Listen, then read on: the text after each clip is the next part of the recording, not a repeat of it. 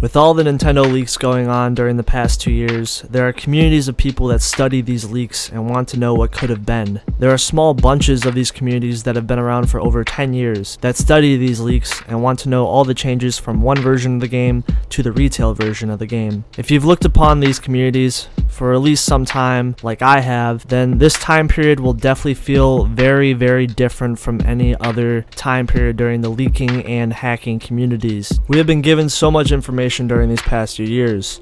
Information that wouldn't have been given to us without any sort of disturbance. We had knowledge of prototype builds existing, we speculated what could have been in them, but it's almost like a box that can't even be opened. It's almost like a fruit that we just aren't allowed to eat. It's information that is supposed to stay locked up forever in Nintendo's vaults. Yet, people still want to know what could have been. This video will mainly be discussing the lead up to the major Pokemon hack of 2018. While many other games other than Pokemon have been found inside these leaks, this series will mainly be focusing on the Pokemon side of things. I should have mentioned that this information is unfolding information, meaning it's just as recent as a week from me writing this script. I've been writing this script for a while in the background, and then I decided to update my script when the Pokemon Diamond and Pearl leaks just came out. This story is unfolding, so even to this day of the creation of this video, there still might be more stuff coming out. This first half of the video is mainly going to focus on before these leaks actually came out, and the amount of information that we knew beforehand and pre-release of the Pokemon Gold and Silver games. After the success of Pokemon Red and Blue, there was a lot of speculations on what the next Pokemon game in the series would be like. While at the time, before being known as Gold and Silver, it was just known as Pokemon 2. Pokemon as a franchise just recently hit a home run, with Pokemon Red and Blue selling incredibly well even in Western countries, which at the time Pokemon wasn't expected to do this well, especially in Western countries. Japanese RPGs normally didn't do well in the West. To Game Freak's surprise, the games were a smash hit and warranted a sequel. While I would go in depth of each development cycle for the game at the time, I feel it's more important to show the lack of information that we truly had at the time. We hardly knew anything about the development of Red and Blue, and although people speculated things like Missing No being leftover cut Pokemon, which once the leaks later came out proved that theory to be correct, people speculated that the crunch and possible long development cycles of Pokemon Gold and Silver meant that there were plenty of cut Pokemon, which ended up being true as well. But this information wasn't available to the community at the time, people just speculated it. The development cycle of Pokemon Gold and Silver is probably the most elusive and most discussed development cycle in the Pokemon franchise, and it's mainly because the information and pre-release screenshots of the game differed so much from the final versions of the games. People speculated it also because the development was just so long. It almost puts in perspective how different Game Freak developed its games at the time, because Game Freak wouldn't make the same amount of changes that they made during Pokemon 2 compared to what they would do today with, let's say, Sword and Shield. In 1997, the first details of a Pocket Monster sequel would be announced, being Pocket Monster 2. The games were meant to be released on the original Game Boy and have Super Game Boy enhancements similar to the previous Pokemon games. Many things were promised at the time, one of the biggest changes being the mention of the main character having a skateboard usable in the game, with the addition of the bike from previous Pokemon games. The skateboard ended up being cut from the final version of the game. It was said to take the player to unusual locations, which most likely meant it was going to be similar to the Acro bike that wouldn't be introduced until Generation 3. It was also stated that there would be a real-time clock, 100 new Pokemon, and evolutions to older Pokemon with the addition of more TMs and HMs included. There were even plans of backwards compatibility with previous Pokemon games in the franchise. The speculation continued to April 1997, an issue of Microgroup Game Review showcasing cover art with Ken Sugimori. This cover art became very important because it featured very Pokemon-esque designs for characters and monsters.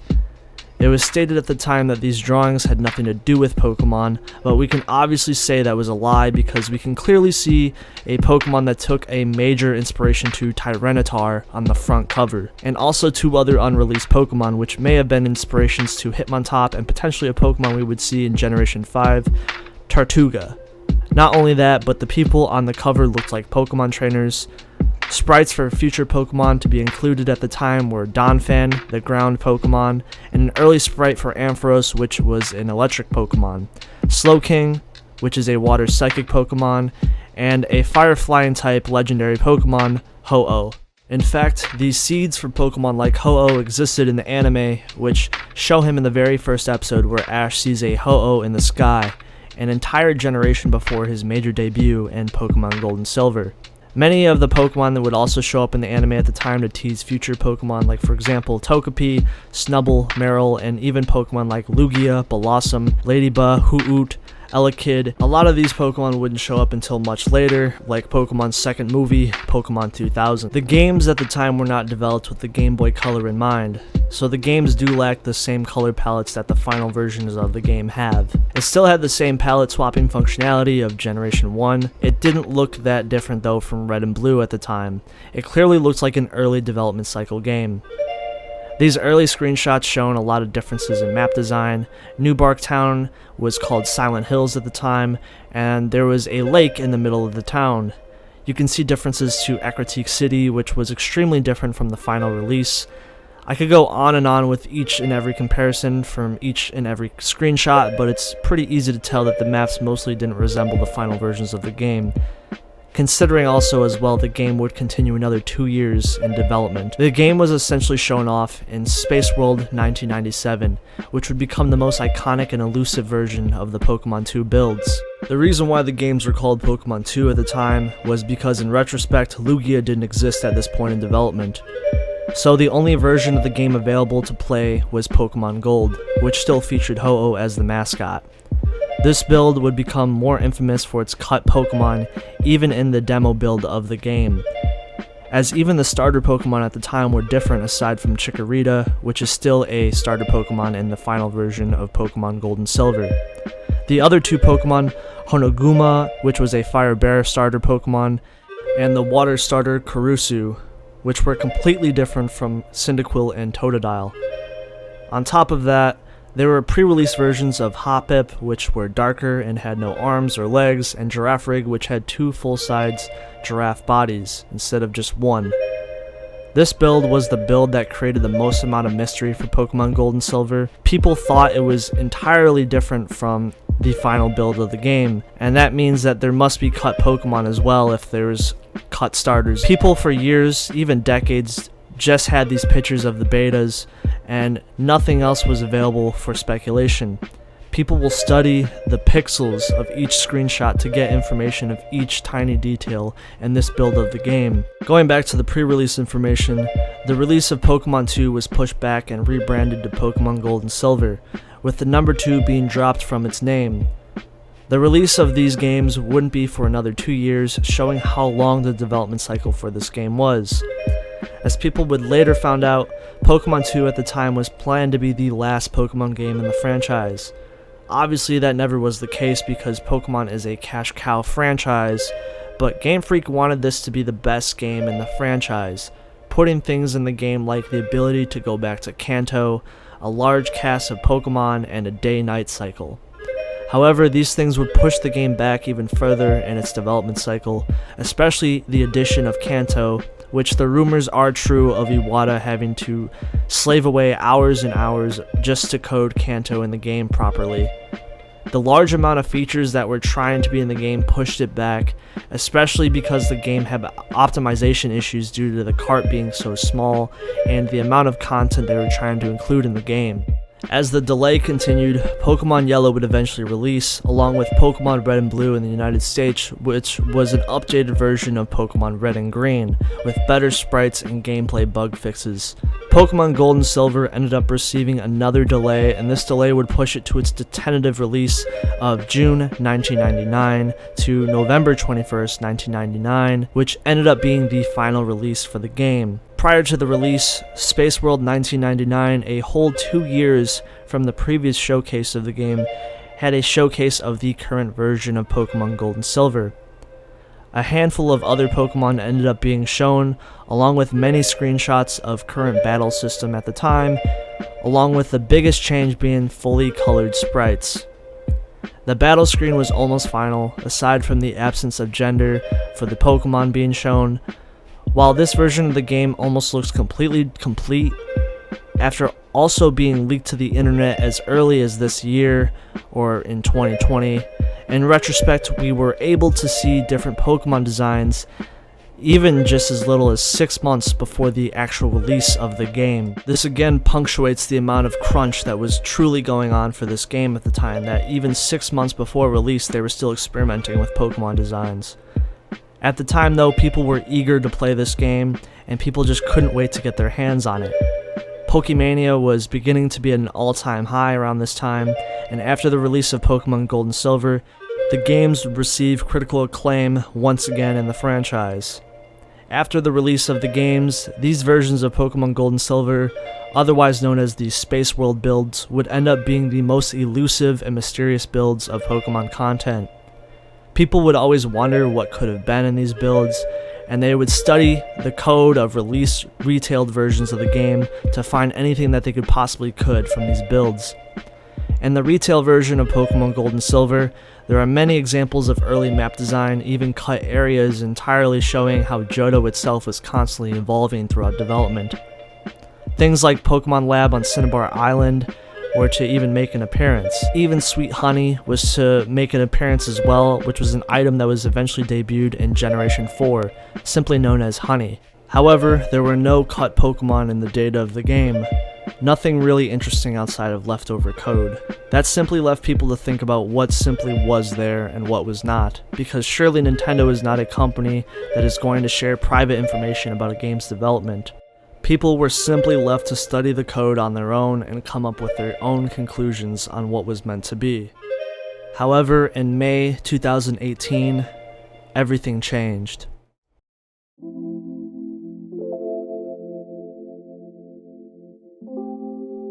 The origins of the so-called Giga Leak have remained a mystery to this day.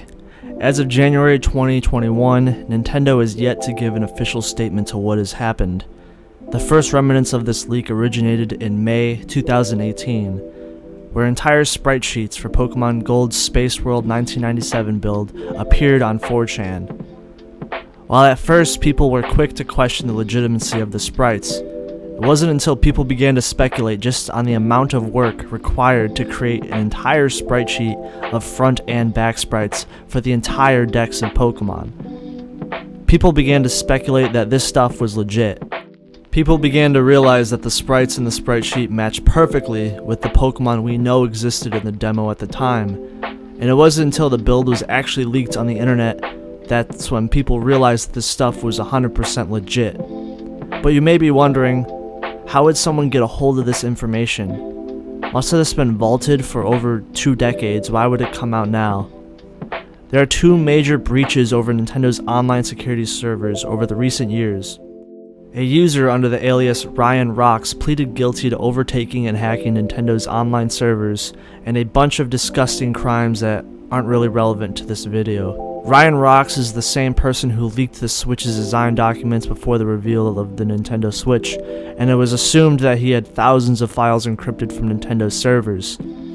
The user who most likely was responsible for the Pokemon leaks in 2018 was a user that went under pseudonyms, but the community most commonly known him as Wacko, or Whack0. He was a security researcher and managed to actually hack Microsoft servers before and steal many different files that had to do with early code for unreleased products in development. He hacked things like, for example, early software versions of Windows, really early versions of Windows, really showing that he was able to do this stuff before even hacking Nintendo. When Whack0 was eventually caught, he was put in bail, and then when he was on bail, that's when he managed to hack Nintendo's servers, gained access to the code relating to the beta and unreleased games, including Pokemon. The breach remained unnoticed from Nintendo for months. Whack0 hacked Nintendo, and it felt like he got away with it. He began to share early Pokemon designs and information to his friends. However, he didn't realize that he wasn't the best at reading code for the game, and he enlisted the help of other people to help try and read the code and find out as much information as they possibly could for these unreleased versions of these games. This is where Whack0 shared his stolen builds to people so they could data mine the games and find as much as they possibly could. But the problem with sharing this type of information with people is it's most likely going to get out, as it did. The people that he entrusted for his help, one of them being Ganix, which was a friend of his, and he was enlisted with finding information relating to these builds. Ganix was not seen in a good light in the community, as he would constantly upload screenshots of these beta ROMs for games, and people in the community would see him just trying to flex that he had something that they couldn't get. When people asked Ganix to share the files, he would say it was simply bad data and couldn't be shared, and he would continue to share more screenshots and ask other people to figure out things about these builds. A lot of these builds wouldn't fully leak until 2020. Team Space World was entrusted by Wax Zero to help find information on these ROMs. Team Space World was a private group of individuals who spent the majority of their time trying to analyze pre-release screenshots and the code for Pokemon Gold and Silver. Their goal was to try to get as much information as they could on the early Space World builds for Pokemon Gold and Silver. Team Space World was seen as a very positive community at this time period because they were definitely ahead of their time and trying to figure out what information was actually available. In fact, they were the first people to actually realize that the leaks were real because they had information that they knew other people in the public generally wouldn't have. However, this would become the way that this information leaked, as someone a part of Team Space World leaked the Gold and Silver builds on 4chan. Of course, there were way more Gold and Silver builds that were given to the team. Wax Zero and Ganix actually gave away builds that had to do with Generation 1 and Generation 4's source code for other people to data mine and uncover. Another group of individuals that were involved with the Generation 1 source code leak, these people went under the name Helix Chamber. I'm going to leave out in this video stuff that isn't really relevant to the Generation 2 source code leaks. The Generation 1 source code leaks honestly deserve another video to really talk about them, but just know Helix Chamber was contracted by Ganix to help find information relating to Generation 1 source code. On May 26, 2018, Wax Zero posts in the Space World Discord saying, "I heard you like Protos." In a Firefox link that expired after 20 downloads, Wax Zero shared the Space World 97 Gold build. Many people decided to make an article and work together to find as much information as they could find on these builds. While this is going on, Space World 97 screenshots began to leak on 4chan with sprites of unreleased Pokemon like Honoguma, the cut Firestarter, which matches the original sprite from all the way back in 1997, and even an early Pichu sprite. They begin to spread false rumors around this information, saying that it came from a memorabilia and a ROM preservationist, saying that he held on to the builds and had recently passed away. However, that was a false attempt at covering up what was really going on. The discussion continues on 4chan as a community begins to emerge as the PPG, the Pokemon Proto General. It becomes a common area for the Pokemon community to discuss these builds. On May 31st, 2018, a thread is posted to 4chan. Have fun, fuck waiting a month, and a link to a gold debug.gbc is leaked. The first ever build leaked on the internet. A silver build is then followed as well. A member of the Space World Discord comes out and says, "The gold demo ROM has leaked, so make peace with that. The plan is still exactly the same. Document as much as we can and release an official translation patch. Let's just keep it at that." The leak was almost certainly by a person who downloaded the ROM and then posted it in the public Pret Discord originally, but it wasn't a part of our group. Someone else in the Team Space World Discord posted an alleged reaction from Nintendo of the Space World 97 leaks. I met with someone who was involved with the Pokemon Company and Nintendo, and still has friends working there, so I asked if there was any word on any 7 build. Despite all the politics, the thing that is the most apparent in this old build is the large amount of cut Pokemon and early designs for Pokemon that didn't make the final cut. The starters were almost completely different.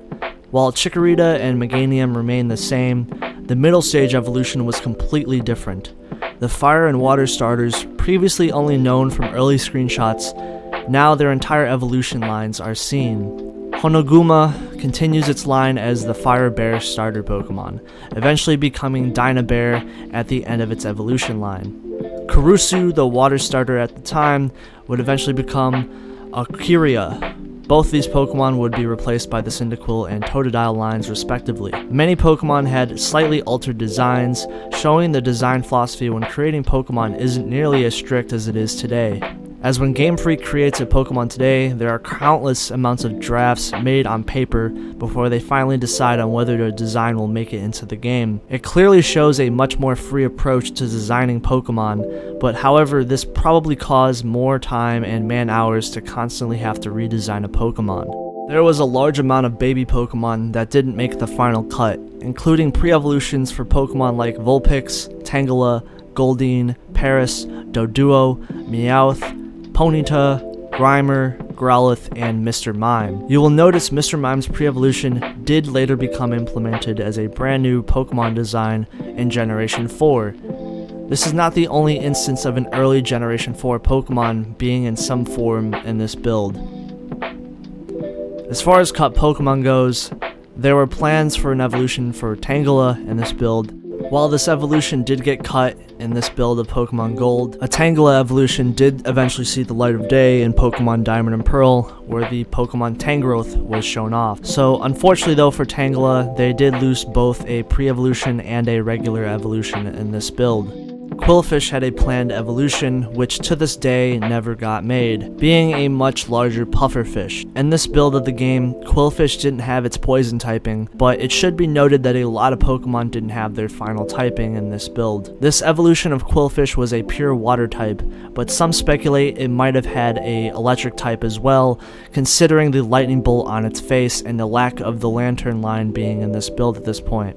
Some people speculate that Lantern was a spiritual successor of this cut Qwilfish evolution. Ditto ironically had an evolution where it evolved with the Metal Coat, which is the same item used to evolve Onix and Scyther. People speculate that this evolution could have been Steel type, but the demo version for this Pokemon shows it was a normal type at the time. This evolution was most likely cut because it lacked purpose, but again, this is just an unfinished Pokemon. Girafarig had a different design and even had a pre-evolution that didn't make the cut, called Twins. Even though these look like it could have been a ghost Pokemon, it had the same typing as Girafarig. This pre-evolution was cut and the slot was replaced by Wobbuffet in the final version of the game.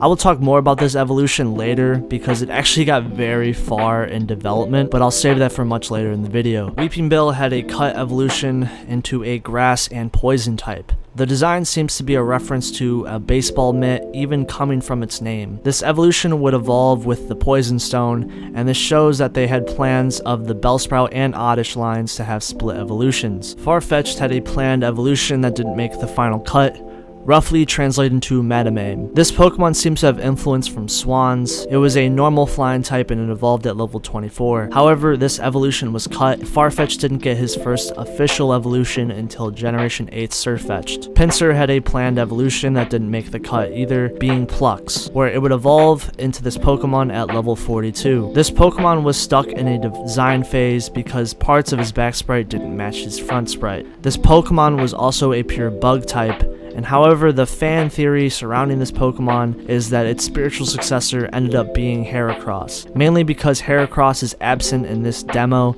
and the designs being somewhat similar. To this day, Pinsir doesn't have an evolution aside from its Mega Evolution form. We would later find out that this Pokemon made it very far in development. In fact, there was even a phase of development where Heracross, this evolution, and Scizor existed in the same build. However, it was probably seemed to have all those Pokemon together being redundant, so they cut the Pinsir evolution.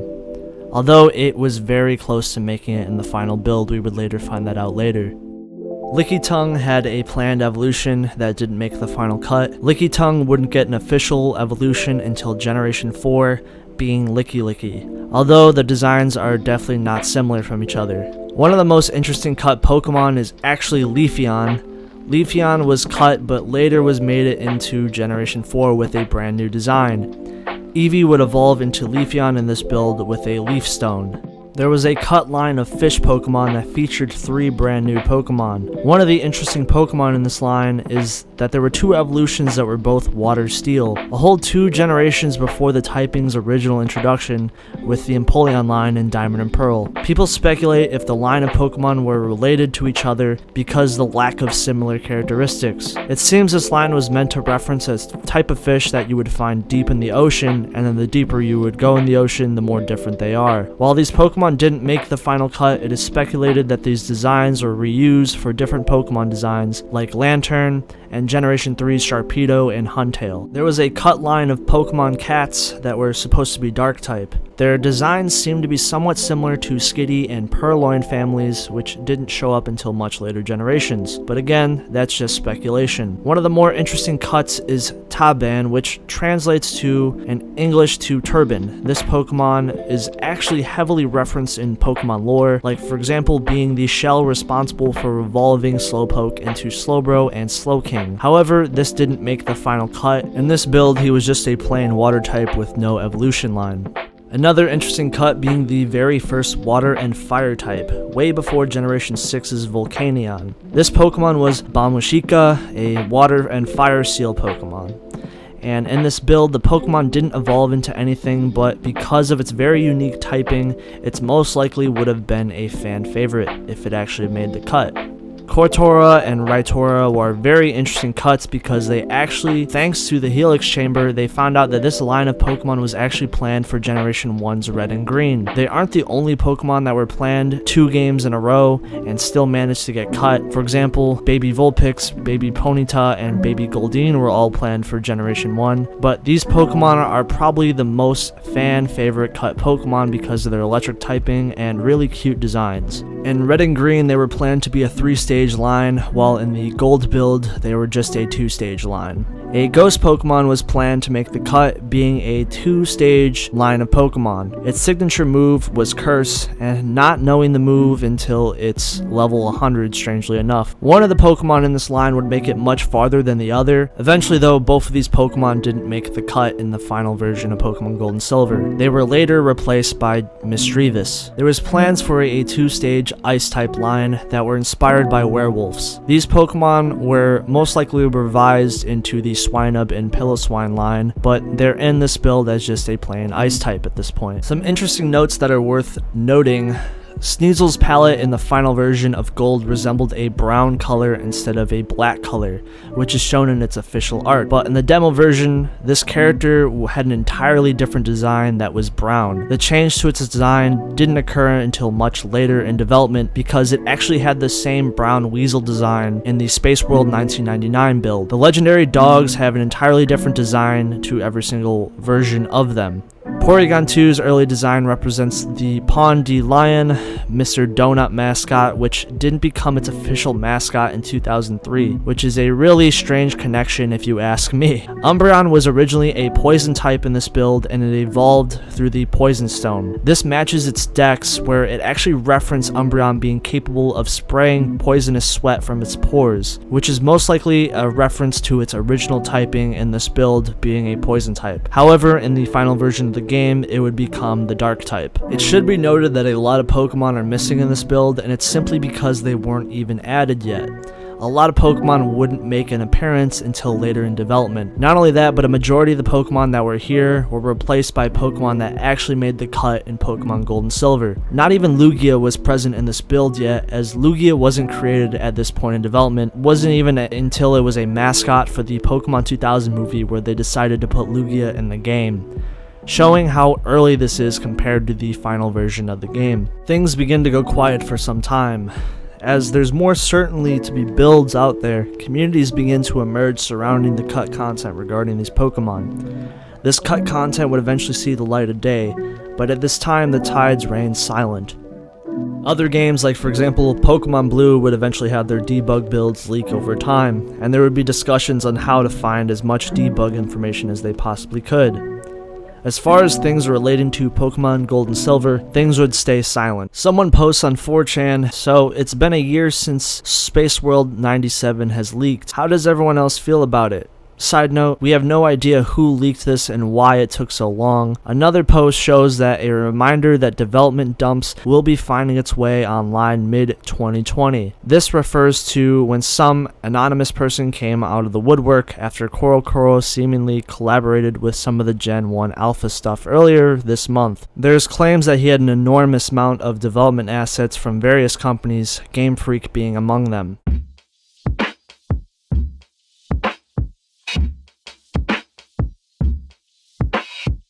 more things begin to leak over time. In late 2019, an early Pokemon Diamond and Pearl sprite sheet leaks online. The person who leaked it was then doxxed, and it was eventually found out that it was Ganix himself. He first lies and says the sprite sheet was something that just lying around on his PC, when really that wasn't anywhere near the truth. Clearly there were more leaks out there and people wanted to keep them under wraps. The speculation then continued. Ganix, after being doxxed, releases a statement on December 25th, 2019. Okay, so I haven't been upfront or honest with everyone, and I want to explain the situation and clear up any confusion and ambiguity behind things. Back in March 2018, an individual hacked into Nintendo's internal network, and Nintendo found out about an intrusion in May 2018. That individual goes under multiple names online. The one relevant here is Wax0. In May of 2018, Wax0 assumed the mantle of the anonymous figure known as __ and uploaded mysterious ROM and Pret Discord server with 20 available downloads to this build. This ROM happened to be the Space World 1997 prototype of Pokemon Gold and Silver. Those who were known to have downloaded the ROM were quickly added to a private team called Team Space World, which was the same team that was planning to make a translation for the Space World 97 ROM. I was a part of Team Space World too, as was Wax0. I was one of the people Wax0 entrusted. He gave me hack materials, and I was the one who gave Helix Chamber those red and green prototype assets, including back sprites. Unfortunately, Game Freak developed a newer and more efficient method to store front sprites, so the front sprites for the Gen 1 prototype Pokemon literally just do not exist, and after the front sprites went under optimization, they were gone. If anyone was hoping for the front sprites of those Pokemon, then the only viable option would be to ask Game Freak what happened. This is referring to some Pokemon Red and Green leaks that showed some back sprites but lacked the front sprites. This is him simply explaining that he didn't delete them and they simply just weren't there. In December of 2019, the early sprites for a lot of Gen 4 Pokemon were leaked. These sprites are from January 2006, approximately 8 months before Diamond and Pearl's release in Japan. I was the anonymous source of the sprites.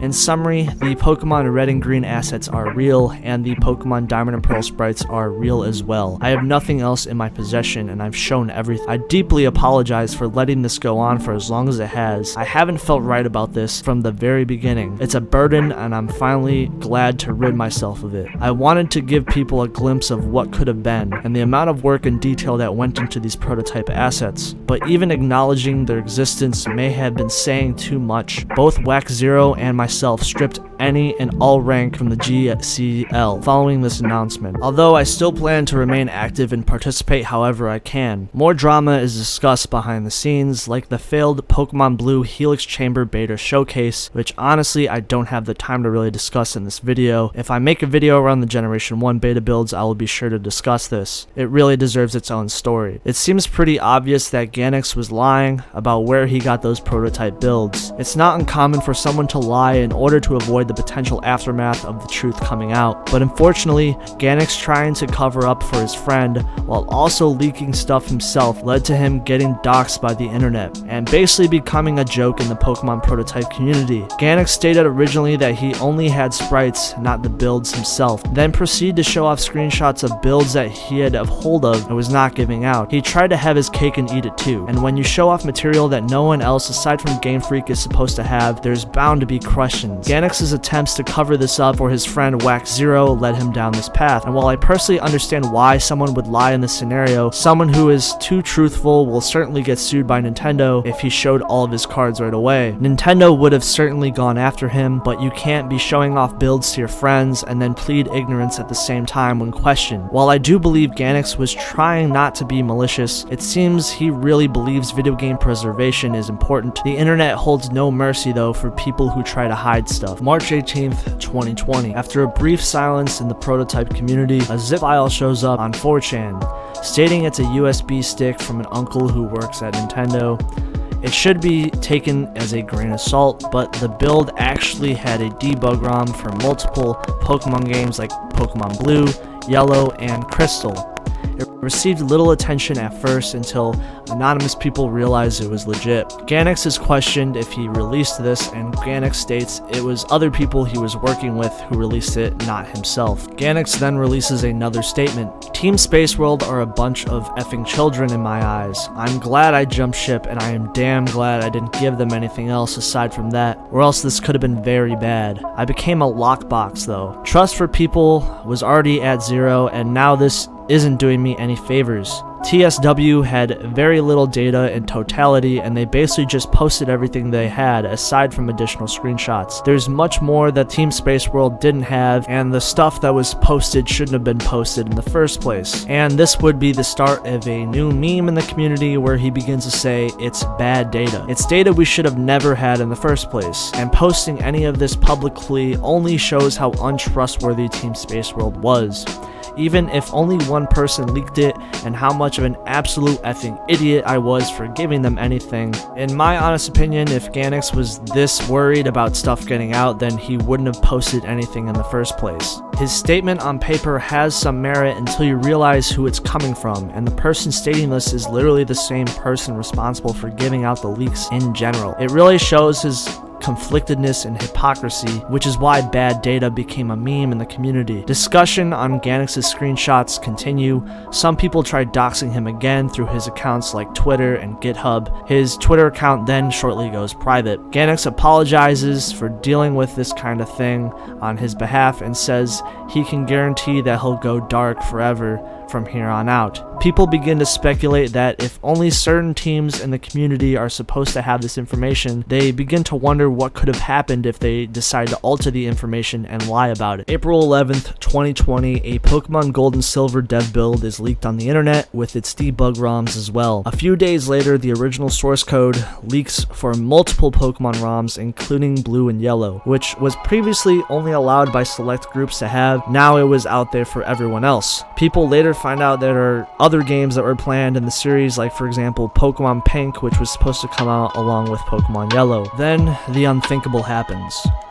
Pokemon Gold and Silver source code leaks online. On top of that, there's the Space World 1999 demo build available as well. Hundreds of other Gold, Silver, and Crystal builds and backup early builds for unused Pokemon sprites going back from 1996 also appear online as well, along with the actual Game Boy emulators used by the developers to make the game. On top of that, the extra icing on the cake is Satoru Iwata's compression program that was used to make Kanto possible in Gen 2 also appears online as well. These builds held on many other sprites for unused Pokemon that majority were ditched early designs early in development. On top of that, the Space World build from 1999 was another big highlight for this leak. It was another build that people thought were never going to see the light of day, especially how this build was much closer to the final version of Pokemon Gold and Silver. Despite that though, there were definitely a lot of changes still in this build compared to the final release. The trainers in the Space World 1999 build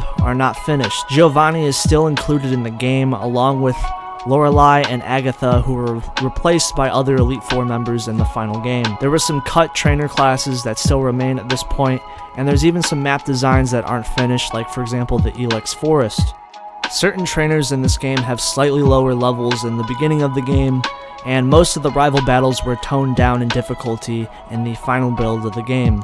Post-game trainers, even Red, was actually toned down in the difficulty, as Red's team is almost 10 levels lower in the beta build than when you fight him in the final version of the build, showing that they were definitely working out kinks in the difficulty department. Many Pokemon don't have finalized designs at this point, even though it was so close to being released. You can tell Pokemon like Wooper were definitely last-minute decisions in the game because a majority of the trainers at this point have really low-level Quagsires, which was most likely to reflect the fact that Wooper wasn't properly implemented yet. Although the entire Pokédex is here, it wouldn't be without some changes. Azumarill's design wasn't complete, as it was a golden-orange color at this point and had a completely different sprite. Sunkern had a really early design, along with the Lantern line still using the cut Bellsprout evolution as its back sprite, and having an unfinished sprite in general. Apom's sprite wasn't finished either, as it has two different designs on each of the different sprites. Wooper had a completely different sprite that definitely looked a little different and still uses Madame's back sprite. Wobbuffet's sprite was nowhere near being complete, and the back sprite of this slot is something interesting. It shows another cut design for a Girafarig pre-evolution that is different from the twin design evolution that we previously knew about in the 1997 build. These cut Girafarig pre-evolutions definitely inspired the motif for Wobbuffet.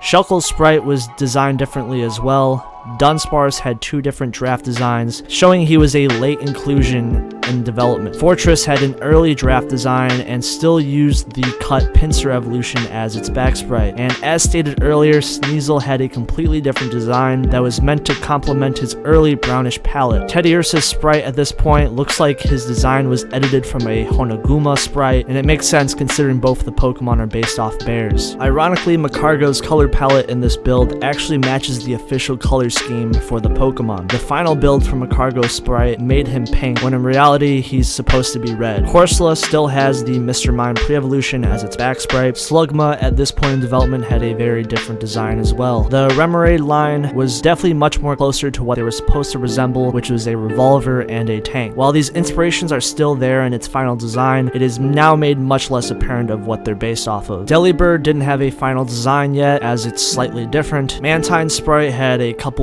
different revisions. It looks really creepy. This is probably the creepiest sprite I've seen. Kingdra still has its Space World 1997 design, which means this sprite change was very late in development. It has two finished sprites, even for its back sprite as well. Tyrogue and Hitmontop still have their Space World 1997 designs, again showing another drastic change late in development. And Larvitar had a really early draft design, and this sprite became a meme in the community because just look at this design, it looks really weird and like cute and funny at the same time. Raiko's sprite shows it had way longer fangs, and its back sprite looks unfinished. And finally, Celebi, which had a completely different design, shows inspiration from Native American deities. The design is actually based off of the Kokopelli, which the early sprite for Celebi actually shows more of this inspiration. If we go back even further to 1996, you would see there was a Pokemon planned that straight up looks like a Kokopelli. At this point though, the development for Celebi showed that it was a normal type, and it wasn't known as a time travel Pokemon yet at this point. The discussion outside of these prototypes continue on for months. Prototype builds for Pearl and Sapphire begin to leak on the internet. The final majority to note is that the leaks of the pre-release era for Pokemon Gold and Silver predating the 1997 build. These traces really show off an entirely different game that was planned. Pokemon wasn't even planned to be a smash hit, and it turned out to be a very successful game. It's interesting to see how this played into its development onward in the franchise. In some of the final leaks of Pokemon Gold and Silver, we were able to find more in-depth view on its development, which actually started out in February 1996, right after the release of Red and Green in Japan. July of that same year, it was announced that Pokemon 2 was in development. The following year, you would begin to see Ho-Oh in the anime. Nintendo and Famitsu would begin advertising the game as well. It's interesting to note that Lugia wasn't available in the game early on because he was actually created by Takeshi Shihudo, who was the head writer for the anime and who also wrote the Pokemon 2000 movie. Lugia was actually commissioned specifically for the film and became a Pokemon afterwards. As soon as the design was finalized, the team realized the potential of making Lugia into the mascot character for Pokemon Silver, and thus that is why Lugia was put in the game so late. People speculate that there was talks of a different Pokemon taking that spot, but it's really speculation. It turns out in more pre-release builds, people found more sprites of cut Pokemon. Most of these sprites predate the 97 build, but there are still very interesting finds in here. Xatu had a middle stage pre-evolution that was meant to bridge the gap between the two Pokemon, and I'm guessing it was removed because of its redundancy. The early draft for what became the Pokemon Celebi is here, considering the Pokemon takes a lot of Native American inspirations, as the Space World 99 Celebi did as well. There is a Scorpion Pokemon that was most likely inspired by Gligar. There's a bird Pokemon that is made to resemble a G-Clef. There's a completely different 3 3-stage line for the Manabo, the fish Pokemon line that was cut in Space World 1997. These evolutions fit its original design a lot better and were definitely made in tandem with the Pokemon. Cyndaquil is actually in this build, which is very interesting. That means it was created around the same time as the Honoguma line, but it wasn't meant to be a fire starter at this point, and it doesn't even evolve into anything. It appears to have not even been a fire type, and there are giant spikes sticking out of its quills. Some speculate that this could have been an ice type, some believe it could be a steel type, or even a poison type. It's really up to speculation at this point. There's another Pokemon that was cut, a fox Pokemon, there's a stork Pokemon, a squid Pokemon that some believe could have been a cut Gen 1 Pokemon. There is a cut Pokemon that resembles Chirim, which was later introduced in Generation 4. There are even sprite test scratch pads that were meant to test the sprites in the engine, and they show even more cut designs. You can see some of these cut designs here. Black Shiny Charizard was actually planned for Gold and Silver. It seems like changing his shade to a shade of purple was a last-minute decision. Every other generation after Gen 2, they changed it to a black shiny Charizard. Digging even deeper in these developer builds, you can see that there was actually 6 Pokemon planned that were cut very close to the end of development, as much as 4 or 3 months before the game even came out. These Pokemon, we don't have sprites for all of them, but we can see remnants of them existing in the code for these builds. There was a Yanma evolution that was planned for Gold and Silver. This didn't get out of the planning stages, so there's no sprite for the Pokemon. It wouldn't be until Generation 4 where Yanma would get an official evolution, being Yanmega. However, in this build, this planned evolution was meant to evolve at level 10, then later changed to evolve through friendship, and then changed again to evolve after level 30. Eventually though, the Pokemon was scrapped, and it was only in the game for roughly 4 months, in the year of 1999. The only thing left over was possible egg moves that this Pokemon would have had. Another cut Pokemon was an evolution for Shuckle. This evolution didn't get far in development, as it was only in the game for roughly 3 months.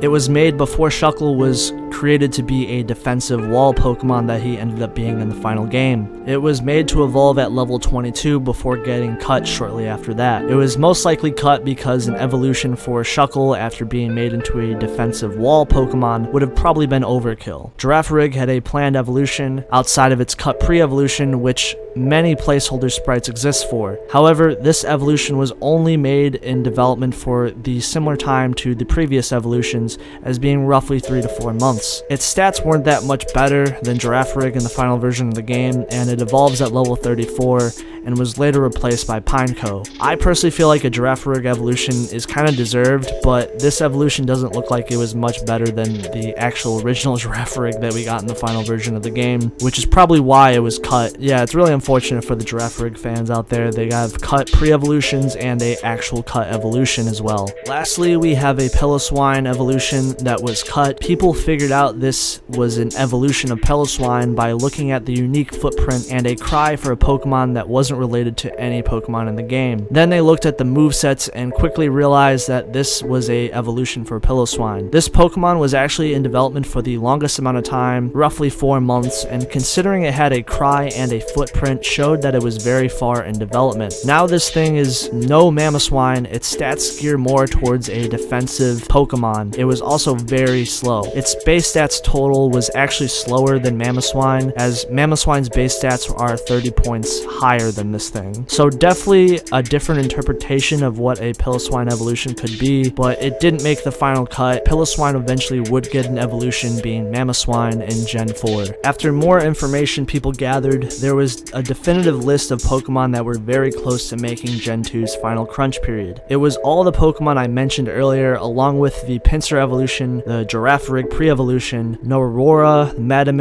and the Bellsprout cut evolution. This is because these Pokemon have actual complete dex entries, cries, base stats, and even developer notes that were stating that they were in development as far back as 1999, the same year that Pokemon Gold and Silver came out. Unfortunately, they did not make the final cut. In conclusion, these leaks have been shown to be very detrimental to the people who leaked them and then tried to hide them from the public. It's uncertain that if there are more leaks out there, Although most people speculate that there could be, that their Pokemon Gold and Silver leaks are most likely tied to the Nintendo Giga leak that happened last year. The same leak that uncovered Luigi being in Super Mario 64 and the lost betas of The Legend of Zelda Ocarina of Time. It shows that you can't be responsible for leaking prototypes and then at the same time want notoriety for owning such rare items, as this has only turned the community against people like WhackZero and Ganix, and even the other groups of people that worked on them. Although what's there is there, this information was not something that anyone could have speculated would have ever seen the light of day. In a sense, it's interesting from a fan perspective to see Pokemon Gold and Silver's entire development cycle, as any remnants of this information would have 100% stayed out of the public eye.